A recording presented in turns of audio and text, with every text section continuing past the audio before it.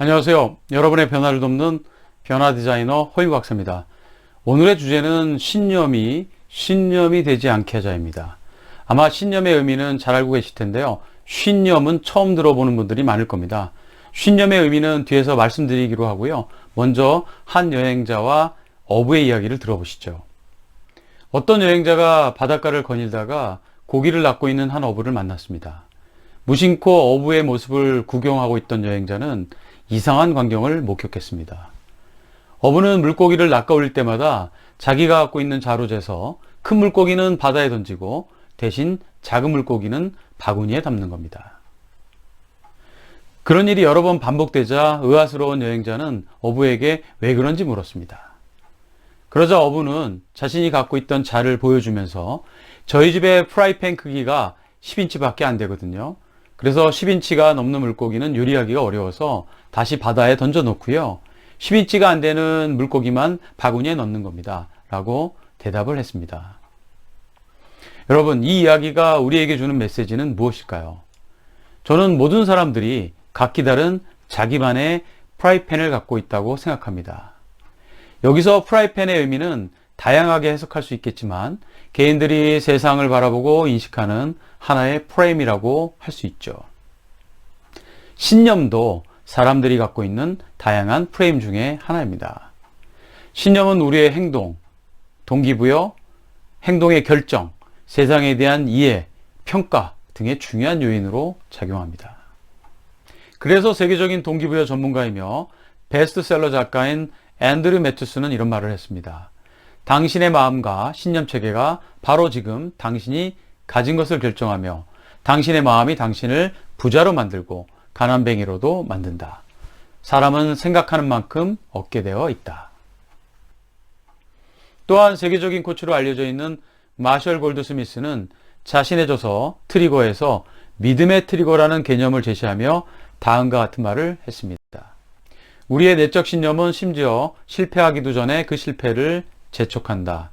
변화의 가능성 자체를 제거해서 변화가 지속되는 것을 방해하는 것이다. 우리는 그 믿음을 신조처럼 여기며 우리의 나태한 대응을 정당화시키는 수단으로 삼고 그저 결과가 나오기를 기다린다. 앤드류 매튜스와 마셜 골드스미스의 말처럼 신념은 우리의 성취와 소유 그리고 실패를 결정짓는 데 중요한 역할을 합니다. 그래서 사람들은 인간을 신념의 결정체라고 얘기하는 것 같습니다. 제가 갖고 있는 신념이 제가 하는 일에 어떻게 영향을 미치는지 사례를 하나 소개하겠습니다. 저는 코로나19가 확산되고 나서 초기에 여러 기관으로부터 비대면 강의를 해달라는 요청을 받았습니다. 하지만 그때 안 한다고 했어요. 왜냐하면 비대면 강의는 효과가 없다고 생각했기 때문입니다. 저는 강의는 오프라인에서 얼굴을 맞대고 스킨십을 하고 상호 소통하면서 교감하고 하는 것이 진짜 강의라는 생각을 하고 있었거든요. 그런데 코로나가 점점 심해지면서 아예 오프라인 강의가 없어지게 된 거예요. 아차 싶었죠. 나중에 조금 늦었지만 비대면 강의에 필요한 학습을 하고 기술을 배워서 해보니까 예상외로 괜찮은 거예요. 물론 오프라인보다 못한 점도 있지만 나름대로 장점도 있고 사람들을 참여시키는 다양한 그런 방법들이 있더라고요. 학습자들의 반응도 의외로 괜찮았습니다. 이처럼 어떤 것을 할 수 없다, 하지 말아야 된다, 필요 없다와 같은 신념으로 우리 현재와 미래를 설명하면 좋지 못한 결과를 가져오게 됩니다. 이렇게 부정적인 결과를 만들어내는 신념을 일반적으로 제한적 신념이라고 합니다. 저는 이 제한적 신념들을 신념이라고 제 언어로 표현합니다. 신념이 쉰밥처럼 부패돼서 삶과 관계, 일에 문제를 만든다는 뜻입니다. 신념이 되는 것은 신념 앞에 언제나 반드시 이런 수식어를 붙이면서 대상과 상황 그리고 환경에 맞지 않는 개인의 믿음을 절대로 바꾸지 않기 때문입니다. 이런 신념을 가진 사람들은 주로 라떼는 말이야 이런 말을 자주 하고요. 또 이런 사람들은 꼰대라는 말을 자주 듣게 됩니다. 저는 개인적으로 하루를 생산적으로 보내고 자기 개발과 변화를 꾸준히 해야 된다는 신념을 갖고 있습니다. 그런데 문제는 저만 그렇게 하면 되는데 다른 사람들도 반드시 그렇게 살아야 된다 라고 생각하고 때론 강요를 하는 겁니다. 과거에 저는 아내와 아이들이 TV를 보고 있으면 표현은 안 하지만 왜 이렇게 시간을 낭비하고 있지? 좀 생산적으로 시간을 보내야 되는 거 아니야? 이런 생각을 많이 했습니다.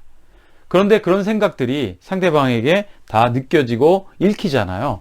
어느 날 아내가 저에게 당신은 방에 들어와서 당신이 좋아하는 책을 읽고 일을 해. 우리한테 눈치 주지 말고. 나는 TV 보고 스트레스 푸는 게 좋으니까. 그 얘기를 통해서 아내와 이런저런 얘기를 하면서 아내하고 나하고는 갖고 있는 신념이 다르구나. 그리고 아내가 갖고 있는 생각을 그 자체로 인정하게 됐죠. 그러니까 마음이 편하더라고요. 물론 지금은 TV 앞에 앉아서 아내하고 아이들하고 예능도 보고 재밌는 드라마도 같이 봅니다. 아내의 얘기를 듣고 무조건 뭐뭐 해야 된다는 제가 갖고 있던 강박적인 신념에서 벗어난 겁니다. 제가 오늘 신념을 가지면 안 된다. 신념은 무조건 나쁘다는 얘기를 하려는 건 아닙니다. 삶의 유연성과 성장, 그리고 관계의 문제를 만드는 신념을 조심하자는 겁니다. 그렇다면 어떻게 해야 신념이 되지 않을까요? 네, 경험에 대해서 열려 있어야 합니다. 경험은 신념을 만들고 신념은 다시 성과와 변화를 만든다고 하죠. 결국 인생을 변화시키려면 학습과 경험을 바꾸는 것부터 시작해야 합니다. 마지막 한 가지는 유연성을 발휘하는 것입니다. 신념 자체가 중요한 것이 아니죠. 내가 왜 그런 신념을 갖고 있고 그 신념을 통해서 얻고자 하는 게 무엇인가, 이런 것들을 생각하면서 상대방과 상황, 환경에 맞게 자신을 변화시키는 거죠. 마지막으로 여러분에게 이런 질문을 드리고 싶습니다. 나는 어떤 신념을 더 강화하고 어떤 신념을 버려야 하는가? 오늘 제 방송이 도움이 되셨다면 구독, 좋아요, 공유, 알림 부탁드립니다. 감사합니다.